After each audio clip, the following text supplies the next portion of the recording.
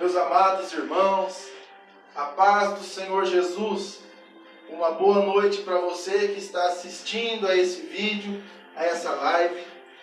Nos ajude compartilhando, compartilhe essa live no teu Facebook, no WhatsApp, para que mais pessoas possam ser alcançadas pela poderosa palavra de Deus. Porque a palavra de Deus é ela quem transforma as vidas. Meus irmãos, vamos nos alimentar nessa noite da palavra de Deus. Vamos alimentar a nossa alma. Eu, em particular, já jantei, meu corpo físico já está alimentado. Agora vamos alimentar a nossa alma através da palavra de Deus. Existe um pastor que ele diz que a boca da alma é o ouvido. Ou seja, quando a gente ouve a palavra de Deus, ela alimenta a nossa alma. Amém? Que nós possamos nessa noite ser alimentados pela santa e poderosa palavra de Deus. O tema que eu gostaria de tratar nessa noite é a respeito do pecado. O tema é: o que é o pecado? O texto base para essa mensagem nessa noite é Romanos, capítulo 3, verso 23, que fala assim: porque todos pecaram e destituídos estão da glória de Deus. O que é o pecado? Pecado é tudo aquilo que nos afasta de Deus. É deixar de obedecer a Deus. Pecado também tem um significado de errar o alvo. Ou seja, o nosso alvo é Jesus. O nosso alvo é ir para o céu. O nosso alvo é fazer a vontade de Deus. E quando nós pecamos, nós nos desviamos desse caminho. Por isso que uma das definições de pecado, uma das mais usadas, é errar o alvo. Eu quero falar aqui também nessa noite da origem do pecado no ser humano. Onde e quando começou o pecado na vida do ser humano? Deus criou e formou todas as coisas. Deus criou o mundo, o sistema. Deus fez ali, lá em Gênesis 1, criou os céus e a terra, criou ali os animais, criou as plantas, criou a água, fez tudo. Deus fez todo ali um sistema para que o homem pudesse morar, para que o homem pudesse viver, para que o homem pudesse como eu posso dizer, se alimentar, poder respirar, criou o ar. Deus então criou todo ali um sistema para que o homem pudesse viver, ter tudo ali, os mantimentos necessários. E uma das coisas que Deus, ao formar o homem, colocou nele, é a alma. Nós, os seres humanos, diferente dos animais, somos formados por corpo, alma e espírito. E Gênesis diz que Deus, quando cria o homem, ele tinha um relacionamento com o homem. Um relacionamento, sim, de amizade. É como se você fosse na casa do seu amigo para conversar com ele. Um relacionamento de pai para filho. Mas Deus coloca uma ordem para Adão. Deus disse que de tal árvore ele não poderia comer. Mas o homem desobedece a Deus. O pecado da desobediência. Quando Eva pega a fruta, come e dá para Adão comer também. Naquele momento ali, eles estavam cometendo um pecado porque haviam desobedecido a única ordem que Deus deu para eles. Essa foi a única ordem: não comerás daquela árvore. Eles foram e comeram, desobedeceram a Deus. A partir do momento que eles desobedecem a Deus, Deus os expulsa do Éden. Porque a palavra de Deus fala que Deus, ele é santo. E Deus, na sua santidade, ele não tolera o pecado, ele não se mistura com o pecado. Deus não habita onde tem pecado. Olha o que a Bíblia fala, Isaías, capítulo 59, no verso 2. Mas as vossas iniquidades, ou seja, os nossos pecados, fazem separação entre vós e o vosso Deus. e os vossos pecados encobrem o seu rosto de vós, para que não vos ouça. Ou seja, os nossos pecados nos afastam de Deus. Os nossos pecados fazem com que Deus não ouça as nossas orações, não ouça o nosso clamor. Porque é necessário para nós podermos nos aproximar de Deus, é necessário que nós nos arrependamos dos nossos pecados. E naquele momento ali, quando ambos pecaram, tiveram algumas consequências. As consequências do pecado. A primeira consequência, o próprio pecado. Antes da queda, a Bíblia relata que tanto o homem quanto a mulher andavam nus pelo jardim. Isso está em Gênesis capítulo 2, verso 25. Eles andavam nus, sem roupa mesmo, do jeito que Deus havia formado eles. Deus formou eles ali do pó da terra, e do jeito que eles tinham sido formados, eles andavam. E a partir do momento que eles comeram aquele fruto, o qual Deus havia proibido eles de comer, abriram então os olhos espirituais dele, e eles viram que estavam nus. Ou seja, eles viram que estavam sem roupa e precisavam esconder a sua nudez. Naquele momento ali, eles, depois de comerem e verem que eles estavam nus, a Bíblia fala que eles fizeram aventais para eles com folhas de figueira. A segunda consequência do pecado, a perda da comunhão com Deus. Essa eu acredito que é a pior das consequências do pecado. Como consequência do pecado deles, eles foram expulsos da presença de Deus. Gênesis capítulo 3, verso 23. O Senhor Deus, pois, o lançou fora do jardim do Éden, para lavrar a terra, do qual fora tomado.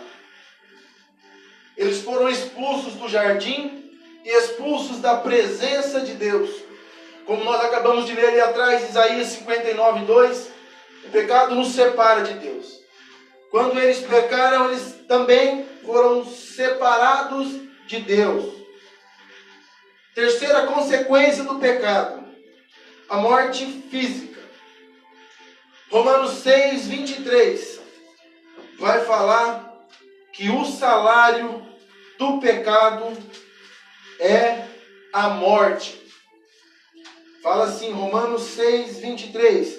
Porque o salário do pecado é a morte, mas o dom gratuito de Deus é a vida eterna, por Jesus Cristo, nosso Senhor. Então, primeira consequência, o pecado. A segunda consequência, perda da comunhão com Deus. Terceira consequência, morte física do homem. Mas, quando tudo isso acontece, Deus ele foi pego de surpresa? Não. Deus, um dos seus atributos é a onisciência. O que é a onisciência? É saber de uma coisa antes que ela aconteça.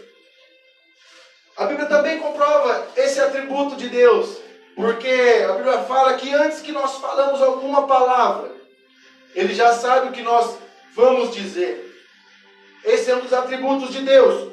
Deus sabia que o homem cairia. Mas Deus abandona a sua criação, mesmo sabendo que o homem não daria certo, Deus abandona a sua criação? De maneira nenhuma. Deus criou o homem para ter comunhão com o homem, para ter amizade com o homem. E Deus tentou ali, depois da queda, ali de Adão no jardim do Éden, Deus tentou de várias maneiras reatar amizade com o homem. Ali, logo no capítulo 6 de Gênesis, o dilúvio. O pecado tinha se aumentado tanto, se multiplicado tanto no mundo, que Deus olha lá de cima e diz assim: vou destruir o homem, por tão grande que era a quantidade de pecado que havia no homem. O homem havia se corrompido nas suas paixões, nos seus desejos, havia esquecido do seu Criador. Deus destrói o homem através do dilúvio. Mas Deus salva Noé e sua família. Mas eles também pecaram. Os filhos de Noé também pecaram. E mais uma vez o homem cai no pecado. Deus tenta ali novamente, depois uma aliança com Abraão. Deus começaria através de Abraão um povo único, um povo separado, um povo que seria chamado o povo de Deus. Mas eles também pecaram, desobedeceram, murmuraram, adoraram outros deuses que não eram o Senhor, o Deus verdadeiro deles, o Deus vivo, o Deus santo. Eles também pecaram. E Deus não poderia simplesmente acabar com o homem, com o pecado? Deus não poderia falar assim: vou destruir minha criação e acabar com tudo, eu não vou ter mais problema com o homem, não vou ter mais desgosto com o homem? Sim, Ele poderia destruir o homem se Ele quisesse, porque Ele pode todas as coisas, não é verdade? A Bíblia fala que para Deus nada é impossível. Então, se não é impossível nada para Ele, Ele poderia destruir o homem, acabar com todo aquele desgosto que Ele teve, que isso fala em Gênesis capítulo 6, fala que Deus sentiu desgosto pela sua criação, pelo pecado que havia se multiplicado na face da terra. Mas existe um único motivo pelo qual Deus não destrói o homem: o amor que Ele tem por nós, o seu grande amor. A Bíblia fala que Deus é amor. João 3,16 vai falar o seguinte a respeito desse imenso, inexplicável e grande amor de Deus. Porque Deus amou o mundo de tal maneira que deu o seu único Filho, para que todo aquele que nele crê não pereça, mas tenha a vida eterna. Deus não abandona o homem. Deus não vê o homem cair no pecado e deixa ele de lado. Não. Deus quis reatar a amizade com o homem. Deus tentou de várias formas, até que Deus envia o seu Filho, o seu único Filho, o seu Filho que era santo, o seu Filho que não provou o pecado, o seu Filho que não desobedeceu a Deus. Jesus vem para reatar novamente a comunhão entre nós, seres humanos, e Deus. Como Deus então poderia reatar a comunhão com o homem, sendo que Ele já havia tentado de várias formas? Deus, Ele é santo e não se mistura com o pecado. E um dos atributos de Deus também é a sua justiça. Deus, Ele é um Deus justo.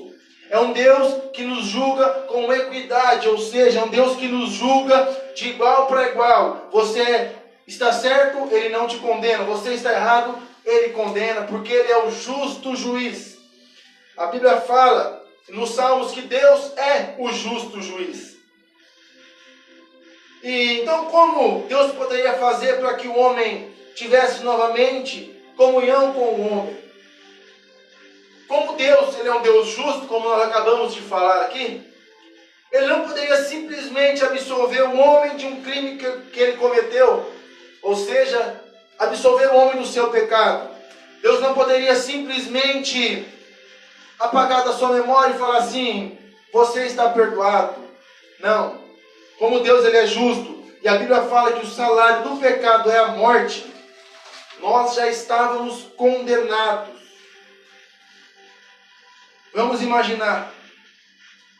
O pecado é uma transgressão. O pecado é um crime contra o próprio Deus. Então, como que o homem pode se livrar dessa culpa? Como o homem pode ser absolvido dessa culpa, sabendo que ele é culpado, sabendo que ele está ali no banco dos réus, porque ele realmente é culpado, ele realmente cometeu um crime contra Deus, ele realmente transgrediu a lei de Deus, ele realmente desobedeceu a Deus. entristeceu a Deus. Como o homem pode se livrar desse tribunal? A resposta para essa pergunta é muito simples. A resposta para essa pergunta se chama Jesus. Eu quero que você imagine aqui nesse momento comigo. Imagine um tribunal, como a gente vê nos filmes por aí, ou se alguém já foi a alguma audiência, daquela mesma maneira. Um tribunal, onde em uma mesa está o juiz, ali na frente, o réu sendo condenado. Imagine então, o homem como ele é culpado. Ele está ali porque ele é culpado. Deus, como justo juiz, vai condenar o pecador. Mas daí, nesse momento, quando Deus está condenando o homem, sabe quem aparece? Jesus. Jesus aparece e fala para Deus, que é o justo juiz: eu vou comprar o pecado dele. Eu vou me fazer réu no lugar dele. Eu vou ser o advogado dele. Aleluia. Isso foi o que aconteceu. Nós já estávamos condenados, porque, como eu disse, o salário do pecado é a morte. Então Jesus entra na nossa causa, a causa da humanidade, a nossa causa que já estava perdida, porque nós éramos pecadores e estávamos destituídos da glória de Deus. Nós éramos pecadores e já estávamos condenados a sofrer a ira de Deus. Mas então Jesus, com seu imenso amor, ele entra e toma sobre ele todas as nossas dores. Como pode ser isso, né? Como que alguém que nunca cometeu pecado como Jesus, alguém que era santo, tomar sobre ele as nossas dores?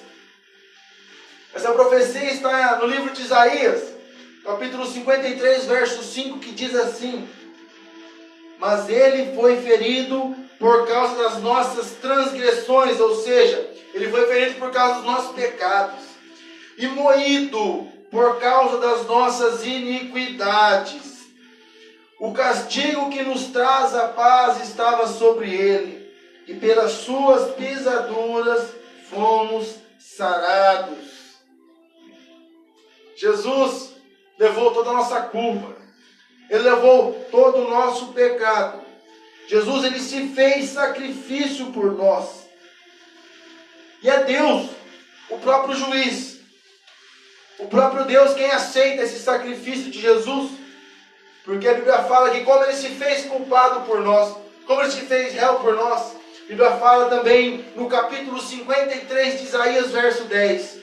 Porém, ao Senhor agradou moê-lo, fazendo enfermar, quando a sua alma se puser por expiação do pecado. Ou seja, Deus descarregou toda a sua ira no Filho dele. Era para eu e você estar naquele lugar de Jesus. Mas ele tomou sobre si todas as nossas dores. E o castigo que nos traz a paz estava sobre ele. E pelas pisaduras que ele sofreu, nós fomos sarados. Pelo sacrifício dele na cruz, nós hoje podemos ter novamente ligação com o trono do Pai. Pelo sofrimento dele na cruz, nós somos novamente chamados filhos de Deus. E podemos sim, através de Jesus, alcançar a vida eterna. Aleluia! Jesus nos livrou, meus irmãos. Jesus nos livrou do fogo do inferno. Jesus nos livrou da ira de Deus. E o pior, Jesus nos livrou de uma vida sem Deus. Uma pessoa sem Deus na sua vida, ela não é nada. Ela é uma pessoa que vaga por aí.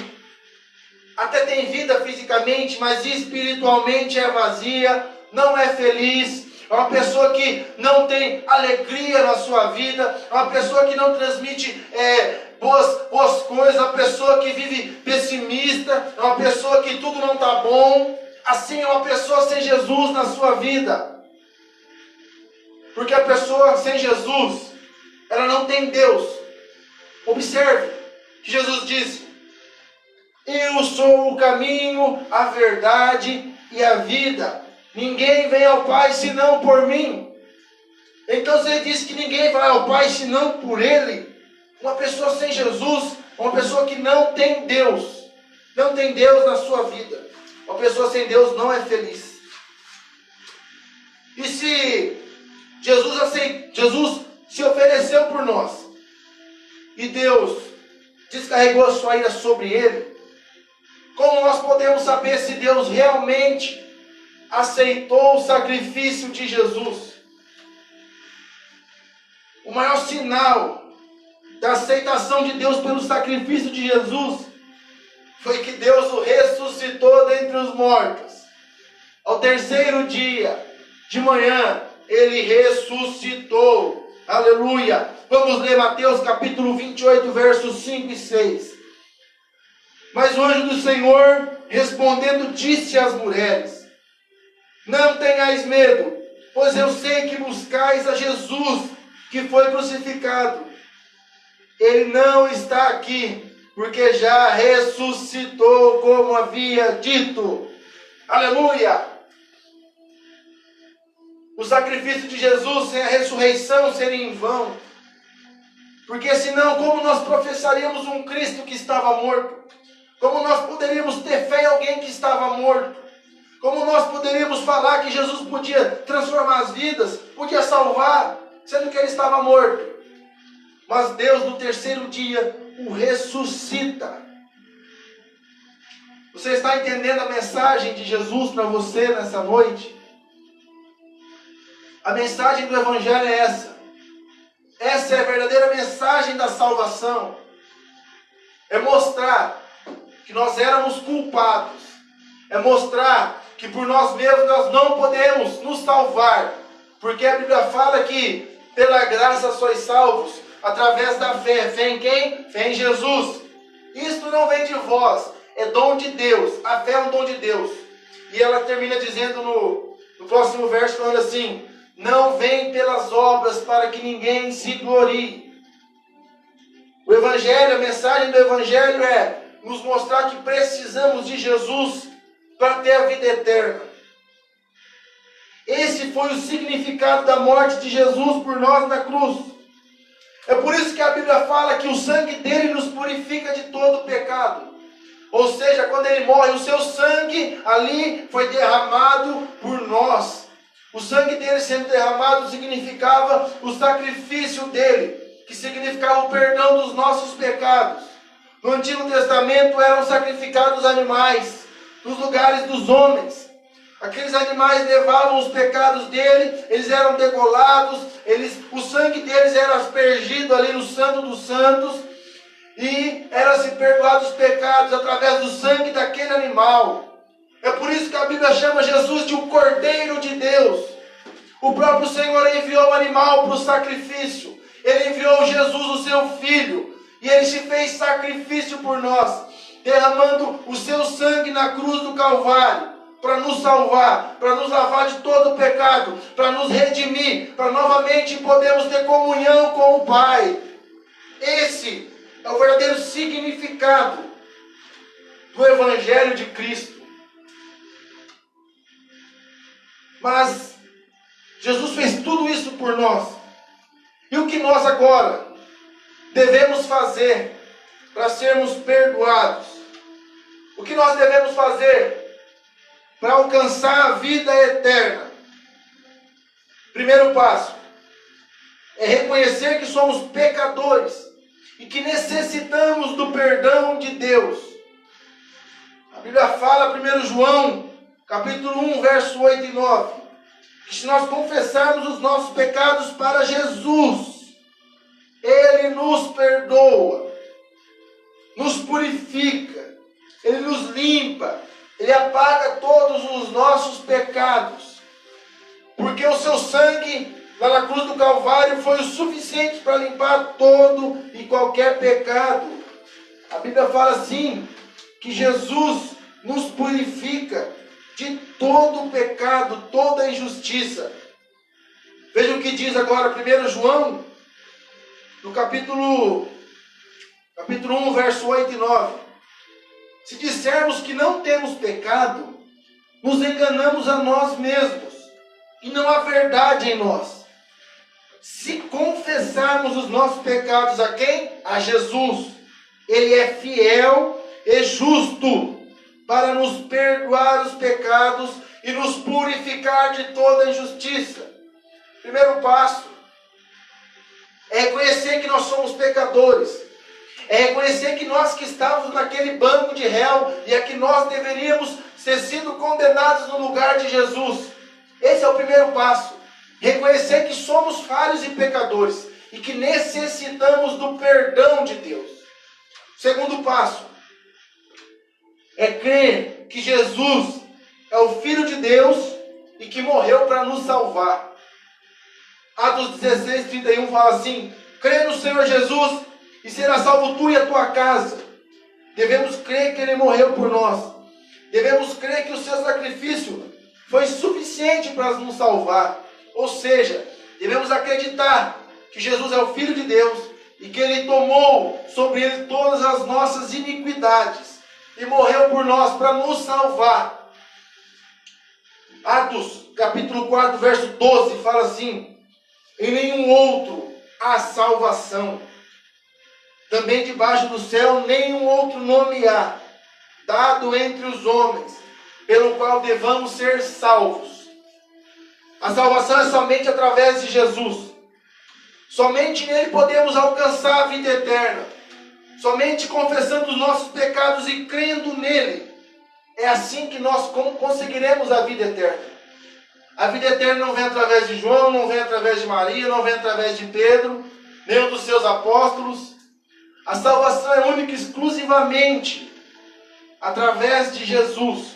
É por isso que a Bíblia fala que Ele é o nosso único e suficiente Salvador. Evangelho de João, capítulo 3, verso 18, diz assim também: quem crê nele não é condenado, mas quem não crê já está condenado, porquanto não crê no nome do único Filho de Deus. Ou seja, se nós não cremos que Ele pagou o preço por nós, se nós não cremos que Ele é o único Filho de Deus, se nós não cremos que o sacrifício dele foi suficiente para perdoar os nossos pecados, nós estamos condenados. Ou seja, é como se estivéssemos diante daquele tribunal, Jesus estivesse ali querendo nos salvar, querendo nos livrar daquela culpa, e nós não aceitássemos que Ele assumisse a nossa culpa. É como se nós assumíssemos tudo e disséssemos para Deus: eu não quero o seu filho no meu lugar. Aí você será condenado. É por isso que a Bíblia fala que quem crê não será condenado. Está entendendo qual é o significado da morte de Jesus? Qual é o significado do verdadeiro Evangelho? É crer que Jesus morreu por nós. É crer que Ele pode lavar os nossos pecados, nos redimir, nos reatar a amizade com Deus e nos levar para morar no céu. Aleluia. O terceiro passo: confessar Jesus Cristo como Senhor e Salvador da sua vida. Romanos 10, capítulo 9 Romanos capítulo 10, verso 9. Se com tua boca confessares ao Senhor Jesus e em teu coração creres que Deus o ressuscitou dentre os mortos, serás salvo. Ou seja, se você confessar perante Deus que Jesus morreu por nós e que Deus o ressuscitou, nós seremos salvos. Creia no Senhor Jesus.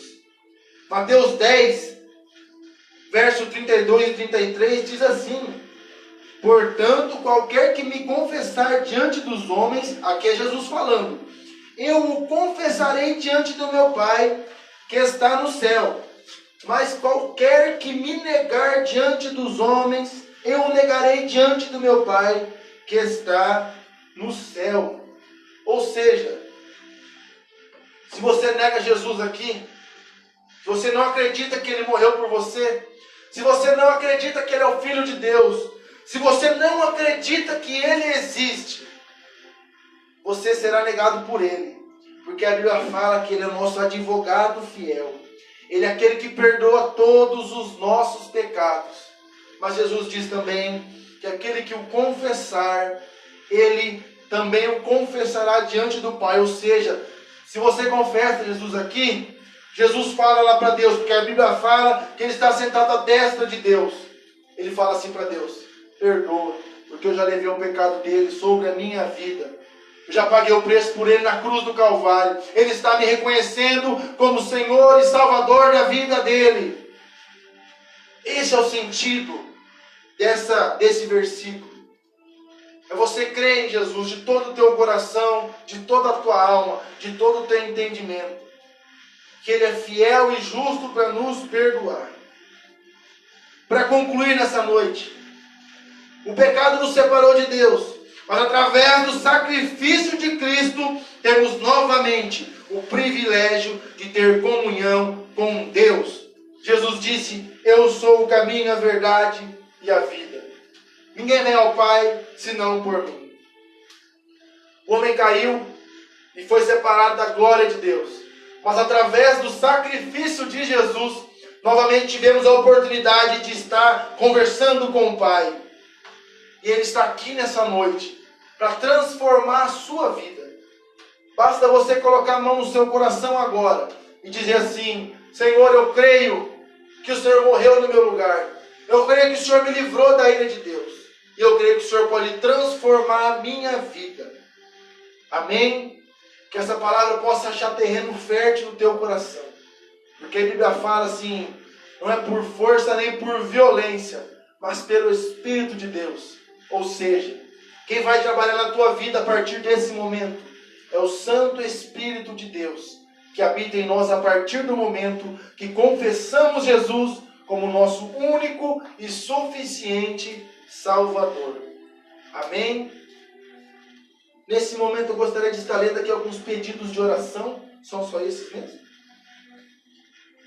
Alguns são da live passada de quarta-feira.